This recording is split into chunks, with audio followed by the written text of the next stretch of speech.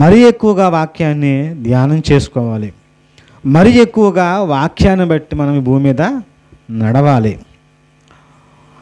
66 పుస్తకాల గ్రంథము మన చేతికి ఇవ్వబడింది అని అంటే ఎందుకు ఇవ్వబడింది అని అంటే మనము మన జీవితంలో ఎప్పుడు కూడా వాక్యాన్ని ఏం చేయాలని అంటే భుజించాలి.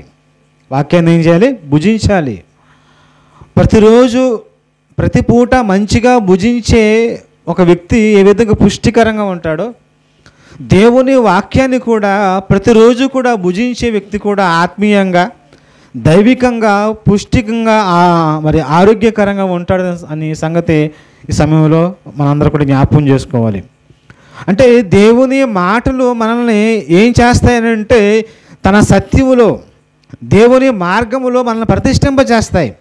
కానీ ఈరోజు వాక్యము అనేది ఎలాగైపోయిందనంటే ఆదివారం విన్నాము కదా సరిపోతుందిలే, ఏదో కృతజ్ఞత కూడుకలో విన్నాము కదా సరిపోతుందిలే అని చెప్పేసి ఏదో అరకొరగా చెప్పుకున్నామా నామకార్థంగా అన్నట్టుగా చెప్పుకుంటూ వెళ్ళిపోతున్నామే తప్ప దేవుని వాక్యము నేను భుజించాలి, నా కుటుంబము ఆత్మీయంగా బలపడాలి, నా సంఘము ఆత్మీయంగా బలపడాలి, ఇగో మేమందరం కలిసి దేవుణ్ణి సన్నుతించాలి అనే ఆలోచనలోకి మనుషులు వెళ్ళలేకపోతున్నారండి.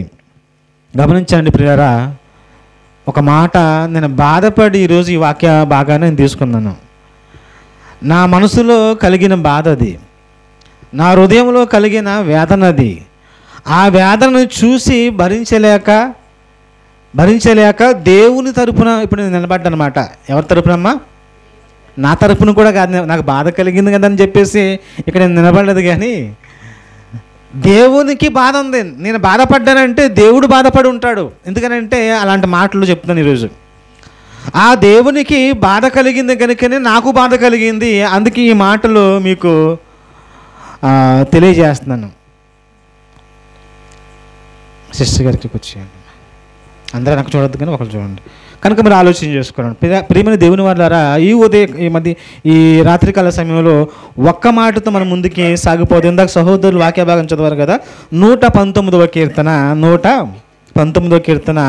148వ వచనంలో చదవండి అమ్మా. నీకిచ్చిన వాక్యమును నేను ధ్యానము చేయుటకై నా కన్నులు రాత్రి జాములు కాకమునుపే. భక్తుడు పాడుకుంటూ ఒకరోజు ఆ మాటల్ని జీవగ్రంథంలో దేవుడు రాయించాడు. ఆ మాట చదువుతున్నాం మనం. నీవిచ్చిన వాక్యమును నేను ధ్యానం చేయటకై నా కన్నులు ఎప్పుడు టైం టేబుల్ ఎప్పుడట్టది రాత్రి జాములు. రాత్రి జాములు, రాత్రిలో జాములు ఉన్నాయి కదా, ఆ జాములు రాత్రి జాములు కాకముందే నా కన్నులు తెరుచుకుందును అంటున్నాడు భక్తుడు. ఈరోజు క్రైస్తవులు వాక్యము వద్దకు రావటానికి ఏం చూస్తున్నారంటే టైం టేబుల్ చూసుకుంటున్నారు, టైం చూసుకుంటున్నారు. ఇది పగల, ఇది రాత్ర, ఇది ఎండ, ఇది వాన, ఇది చలిగా ఉందా, అనుకూలంగా ఉందా, ఎలాగుందని చెప్పేసి ఆలోచన చేసుకుంటుందా తప్ప ఊపిరిచ్చిన దేవుని గురించి తెలుసుకోవాలి. ఈరోజు క్షేమంగా ఉన్నాము కనుక దేవుని వద్దకు వెళ్ళి ఆయన స్తుతించి ఆయన మాటలు వినాలి అని వెళ్ళేవారు ఎంతమంది అని అంటే తక్కువ, చాలా తక్కువ అమ్మా. ఆలోచన చేసుకోండి, ఒక్క మాట ఆలోచన చేసుకోనండి. రాత్రి జాములు కాకమునుపే, అందుకే 1వ కీర్తనలో కూడా ఏమని రాయబడి ఉందంటే దేవారాత్రులు అంటే అర్థం ఏంటి? రాత్రింపగళ్ళు ఏం చేయమని అంటే దేవుని వాక్యమును ధ్యానించాలి, దేవుని వాక్యమును ధ్యానించాలి.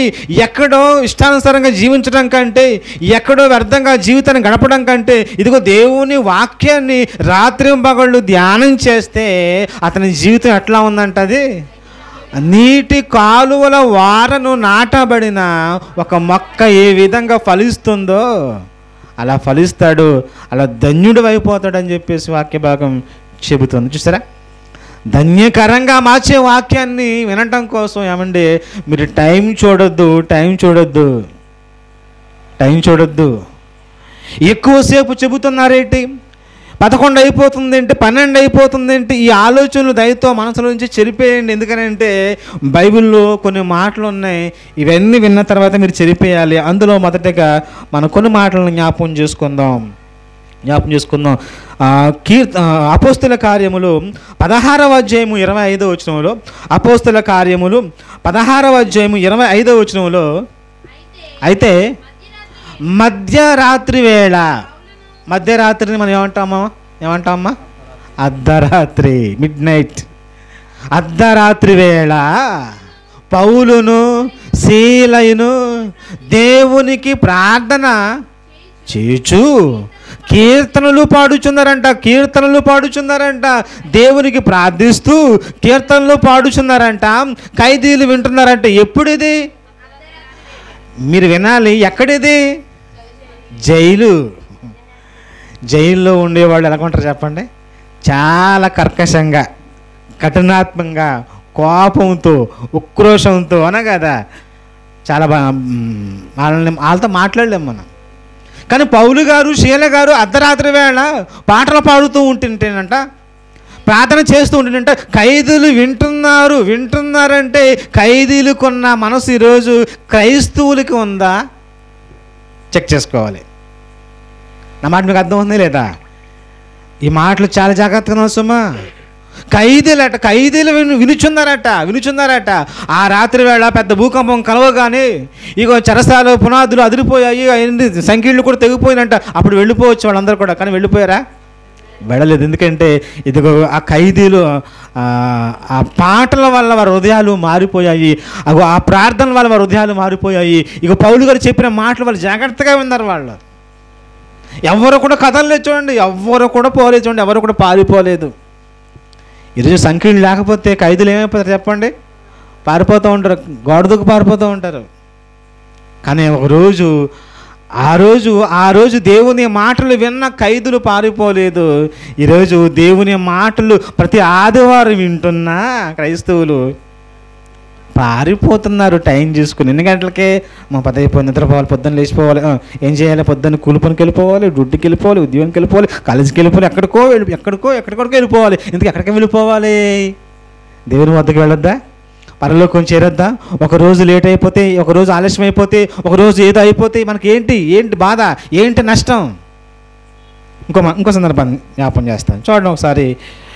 అపోస్తుల కార్యములు 20వ అధ్యాయము 31వ వచనంలో, అంతకంటే ముందుగా అమ్మ అపోస్తుల కార్యములు 20వ అధ్యాయము 7వ నుంచి చదువుకుందాం. 7వ వచనం నుంచి చదువుతాం.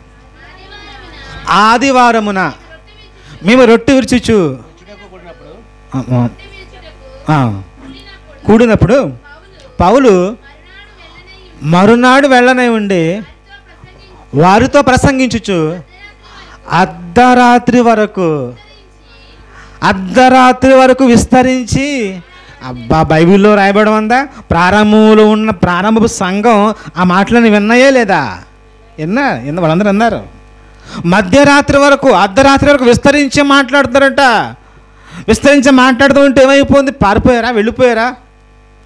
గొడుక్కున్నారా? సణుక్కున్నారా? బాధపడ్డారా? ఇబ్బంది పడ్డారా? లేదు. ఎందుకంటే దేవుని వాక్యం అంటే వాళ్ళకి ప్రేమ. అందుకే చాలాసార్లు నేను మీటింగ్ అనౌన్స్మెంట్ చేసేటప్పుడు ఒక మాట అంటాను ఎక్కువ, దేవుని వాక్యాన్ని ప్రేమించే వారిలారా మీకు ఆహ్వానం, దేవుని వాక్యాన్ని ఇష్టపడే వారిలారా మీకు ఆహ్వానం, రండి. ఏమంటే దేవుని వాక్యాన్ని ఇష్టపడేటప్పుడు మనం ఎప్పుడు కూడా టైం అనేది చూసుకోవద్దండి. అది మంచి పద్ధతి కాదండి. ఏమంటే రాత్రులు డ్యూటీకి వెళ్తున్నారు, చాలామంది వెళ్తున్నారా లేదా? రాత్రులు చదువుకుంటున్నారా? రాత్రులు ప్రయాణం చేస్తున్నారు. చూడండి, మీరు ట్రైన్లో చూడండి, బస్సులో చూడండి, రాత్రంతా ప్రయాణం, రాత్రంతా నైట్ డ్యూటీ. ఏమండి మన కన్నా దేవుడు కూడా మన కోసం రాత్రులు కూడా ఆయన నిద్రపోవడం లేదండి. బైబిల్లో ఉందన్నమాట, ఉందా? నిన్ను కాపాడేవాడు కునుకడు, నువ్వు నిద్రపోతున్నావేమో కానీ ఆయన మాత్రం నిద్రపోకుండా మనం కాపాడుతున్నాడు. కానీ మనం ఆయన మాటలు వినడానికి ఒక్క క్షణం కూడా మెలకువగా ఉండి ఆయన మాటలు వినడానికి మనం మనసు రావటం లేదు. మరొక సందర్భాన్ని జ్ఞాపకం చేసుకుందాం. చూడండి, అపోస్తుల కార్యములు ఇప్పుడు ఎన్నో అధ్యాయం చదవరమ్మా? 27 కదా. ఇప్పుడు 16వ అధ్యాయము 25 వచనం చూద్దాం. ఇది ప్రారంభపు సంఘంలో జరిగిన సంఘటనలు ఎన్ని కూడా 16:25 అమ్మా.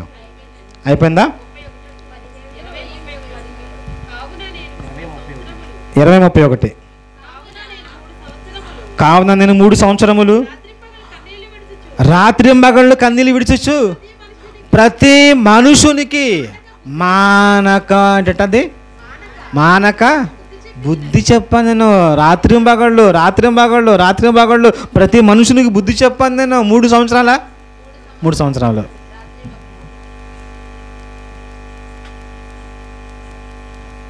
ఇంటికి వెళ్ళిపోయిన తర్వాత అడవిడిగా అన్నా కదా, ఏం చేస్తాం? 10 దాటిన తర్వాత ఏం చేస్తాం చెప్పండి? ఫోన్ ఉన్నవాళ్ళు ఫోన్ తీసుకొని రాత్రంతా జాగారం. క్రికెట్ వస్తుందా, సీరియల్ వస్తుందా, సినిమా వస్తుందా, ఏమొస్తుందా, బిగ్ బాస్ వస్తుందా, ఏదోటి వస్తుంది కదా, అదొకటి వస్తూనే ఉంటాయి. ధనంతా ప్రసారాలు కదా, చూస్తూ ఉంటాం. దేవుడి దగ్గర గడిపితే ఏమవుతుంది? ఒక క్షణం, ఒక నిమిషం, ఒక అర్ధగంట, ఒక పావు గంట ఎక్కువైతే ఏమవుతుంది? ఏమవుతావు? ఏమి నష్టపోము. ఇంకో మాట చివరిసారి సందర్భం చెప్పేసి ముగించేస్తాను చూడండి. అపోస్తుల కార్యములు 17వ అధ్యాయము 10 నుంచి చదువుతామండి. వెంటనే సహోదరులు రాత్రివేళ, మీరు జాగ్రత్తగా ఉన్న సందర్భం, రాత్రివేళ పౌలును శీలను ఎక్కడికమ్మా? బెరాయాకు పంపించిరి. వారు వచ్చి యూదుల సమాజ మందిరములో ప్రవేశించి, వీరు తెస్సలోనికలో ఉన్న వారి కంటే గనులై ఉన్నారు గనుక ఆసక్తితో. మీరు మాటను మీరు బాగా ఆలోచన చేసినప్పుడు ఒక మాట కనపడుతుంది ఏంటంటే, రాత్రి వేళ బెరాయికి వచ్చేసారట. ఎవరో వాళ్ళు పౌలు గారు శీల గారు వచ్చేసారట. రాగానే ఎక్కడికి వెళ్ళిపోయారంట వాళ్ళు అంటే, సమాజ మందిరంలోకి వెళ్ళిపోయారు. సమాజ మందిరంలోకి వెళ్ళిపోగానే సమాజ మందిరంలో వాళ్ళు ఏం చేశారట? పౌలు గారు వాక్యం చెప్పారు. పౌలు గారు వాక్యం చెబుతూ ఉంటుంటే వాళ్ళు ఏం చేశారని చెప్పండి అమ్మా? ఆసక్తితో వాక్యమును అంగీకరించారు. రాత్రి వేళ పౌలు గారు వాక్యము చెబుతూ ఉంటుంటే రాత్రి వేళ వాళ్ళందరూ కూడా ఎవరంతగానంటే బెరయలో ఉన్న దేవుని పిల్లలు, బెరయలో ఉన్న దేవుని క్రైస్తవులు వాక్యాన్ని ఆసక్తిగా విన్నారు. ఇప్పుడు వచ్చారు వీళ్ళు, ఇప్పుడు వచ్చారు. ఏట మన బుర్రదిని అత్తకి అనుకున్నారు వాళ్ళు? అనుకోలేదు. మనం అనుకుంటున్నామా? అనుకోవద్దు. అనుకుంటే అది భక్తుల యొక్క లక్షణము కాదు. అందుకే దేవుడు ఆ బెరాయ సంఘస్థుల గురించి ఏమని రాయించాడంటే, వీరు తెస్సలోనికలో ఉన్నవారి కంటే, అసలు తెస్సలోనికలో ఉన్నవారు ఎలాంటి వారు అంటే, యేసుక్రీస్తు రాకడ వచ్చేసింది అన్నట్టుగా ఉన్నారు వాళ్ళు. అంత అలర్ట్గా ఉన్నారు వాళ్ళు, అంత సిద్ధపడిపోయి ఉన్నారు వాళ్ళు. అలాంటి సిద్ధపడిన ఆ సంఘానికి మించిన వారట ఎవరు వెళ్ళానంటే బెరాయ సంఘస్థులు. ఎందుకంటే వాక్యానికి వాళ్ళు పెద్ద పెట్టేస్తారు కనుక వాక్యం చెబుతున్నప్పుడు జాగ్రత్తగా విన్నారట. పౌలు గారు వాక్యం చెప్తున్నారంట. పౌలు గారు వాక్యం చెప్తూ ఉంటుంటే ఒక ఆయన కిటికీలో కూర్చుని అలాగ జోగి కింద పడాడంట. ఎవరతను? ఐతుకు, అవునా కదా? పౌలు గారు గబగబా కిందకి వెళ్ళి అతన్ని మరలా స్వస్థపరిచి బాగు చేశాడు. ఈ రోజుతో మరి ఈ మీటింగు అయిపోయింది. అందరూ ఇళ్ళకి వెళ్ళిపోయింది. ఎందుకంటే ఐతుకు చచ్చిపోయి మరలా బతికాడు కనుక అందరు ఇంటికి వెళ్ళిపోవడం అని చెప్పేసి వెళ్ళిపోయాడా? ఏం చేశారు అక్కడ? అసలు చూడండి, చచ్చిపోయినా కానీ, ఒక వ్యక్తి చచ్చిపోయిన అతన్ని ఈ పౌలు గారు తిరిగి లేపి తర్వాత కూడా ఏమండి రాత్రంతా వాక్యం చెప్పాడంట. ఎవరండి? పౌలు గారు. ఈయన రాత్రంతా వాక్యం చెప్తూ ఉంటుంటే వాళ్ళందరూ ఏం చేశారంట రాత్రంతా? అబ్బా, మరి మనం ఇప్పుడు ఎవరైనా చనిపోయారు అనగానే టకటకట వెళ్ళిపోతారు అంతే. ఆ మూల ఈదు మూల ఎవరైనా గొడవడుకుంటున్నారు అనుకుంటే ఏం చేస్తారు తెలుసా? ఏంటి ఏంటి ఏంటి ఏంటి అలాగలా వెళ్ళిపోతారు అంతే. పౌలు గారు వాక్యం చెబుతూ ఉంటే ఒక వ్యక్తి యవనస్తుడు చనిపోతే ఆ పౌలు గారు అతను లేపిన తర్వాత అసలు వాక్యం కూడా ఆపకుండా రాత్రంతా వాక్యం చెప్తానండి. విన్నారంటండి. తెల్లవారు వరకు విస్తారంగా, అంతనమ్మా చదమ్మా, తెల్లవారు వరకు విస్తారముగా. మరి మనం ఏంటి, మన జీవితంలో ఇలా ఉన్న పరిస్థితి చెప్పండి? ఎందుకు ఈ మాట ఎందుకు చెప్పి మీకు అర్థమయ్యేమంట కదా? నేను అందరిని అంటలేదు కానీ కొందరు మాత్రం గొనుక్కుంటున్నారు, సొనుక్కుంటున్నారు, ఇబ్బంది పడుతున్నారు. వాక్యం దగ్గర ఎప్పుడు కూడా ఇబ్బంది పడుద్దమ్మా, ఇబ్బంది పడద్దు. వాక్యం దగ్గర ఎక్కడ ఇబ్బంది పడద్దు. వాక్యం ఎన్ని గంటలు చెప్పినా అన్ని గంటలు వినటానికి ఏం చేయాలి చెప్పండి.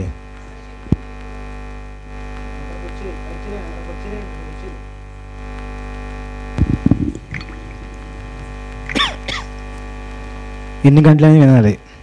దేవారాత్రములు బైబిల్లో ఉంది కదా, మీ గ్రంథంలో ఉంది కదా. కీర్తన గ్రంథం మొదటి కీర్తనలో నా మాట రాయబడి ఉంది కదా. అవునా కదా. రాత్రి జాములు కాకమునిపై నా కన్నులు, ఇటువంటి రెఫరెన్స్ చాలా ఉన్నాయి. ఇది ఆల్రెడీ ఒకసారి మా సంఘంలో నేను చెప్పేసాను ఆల్రెడీ. మీకు జస్ట్ శాంపుల్ కోసం కొన్ని మాటలు మీకు చెప్తాను అంత. టైం ఎక్కువ అవుతుందని మీరు బాధపడుతున్నారని ఆ వార్త నాకు చెవినబడి నేను కూడా బాధపడి, ఆ దేవుడు కూడా బాధపడి, ఆ బాధను ఈరోజు మీకు ఇలా చెప్తుంది అనమాట. కనుక దయతో మీరు ఎప్పుడు కూడా వాక్యం దగ్గర టైం చేసుకోవద్దు. ఎందుకంటే టైం ఇచ్చింది ఆయన, బ్రతికిచ్చింది ఆయన, ఈ పగలిచ్చింది ఆయన, ఈ రాత్రి ఇచ్చింది. అసలు రాత్రి అంతా మనం నిద్రపోతూ ఉంటాం. అసలు ఈ రాత్రి ఉదయం తెల్లారిపోయిన తర్వాత మనకి లేకపోతే పరిస్థితి, ఆయుష్తో లేకపోతే పరిస్థితి ఏంటి చెప్పండి. ఆయుష్ ఉంది, అబ్బా దేవానికి స్తోత్రం అయ్యా, నీ మాట ఒక గంట వింటానయ్యా, నీ మాటలో కొద్దిగా వింటానయ్యా అని చెప్పేసి అనుకోవాలి. సర్దుబాటు చేసుకోవాలి.